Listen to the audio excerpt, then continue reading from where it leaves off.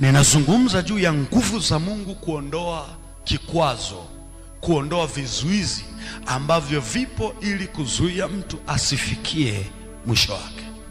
Sasa hii ni habari ambayo unaifahamu vizuri kabisa. Ni habari ya wakoma pamoja na Washami. Hawa jamaa pamoja na ukoma wao walikaa wakawaza, wakasema hivi, tukikaa hapa tutakufa na tukienda tutakufa vile vile. Okay. Wakaamua kuchukua jukumu la kwenda.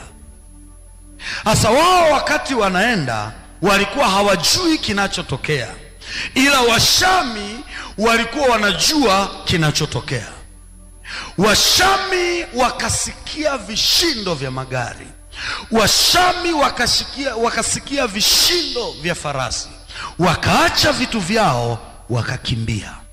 Wakoma wanafika pale wanakuta hamna watu, ni vitu ndio vipo. Bwana Yesu asifiwe. Kitu gani kimetokea? Biblia inasema ya kwamba Bwana akawasikilizisha Washami.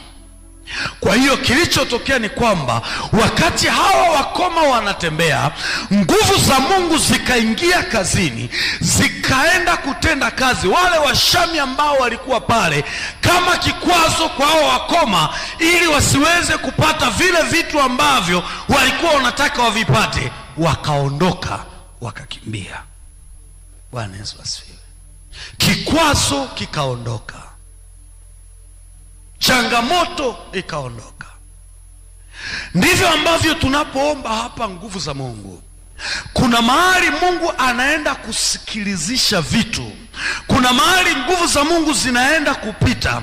Hautoelewa imekuwa kuaje, lakini nguvu za Mungu zikiingia utashangaa fedha zinapatikana, vitu vinapatikana. Bwana Yesu asifiwe.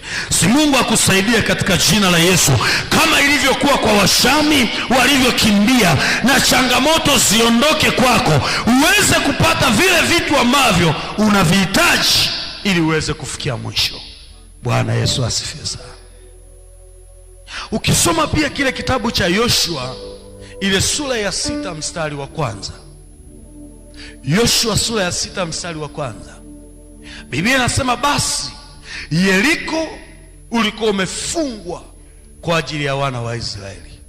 Hapana mtu aliyeingia wala hapana mtu aliyetoka. Mji umefungwa. Changamoto imekaa mbele ya wana wa Israeli. Huu mji haukufungwa mwanzo, ulikuwa unatumika, watu walikuwa wanaingia na kutoka, lakini baada ya wapelelezi kwenda, Biblia inasema mji ukafungwa kwa ajili ya wana wa Israeli.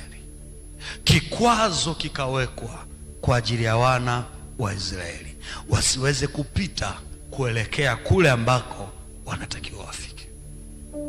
Lakini ukiendelea kusoma utaona nguvu za Mungu ziliteremka pale, ngome zikaanguka, kikwazo kikaondoka. Bwana Yesu asifiwe sana.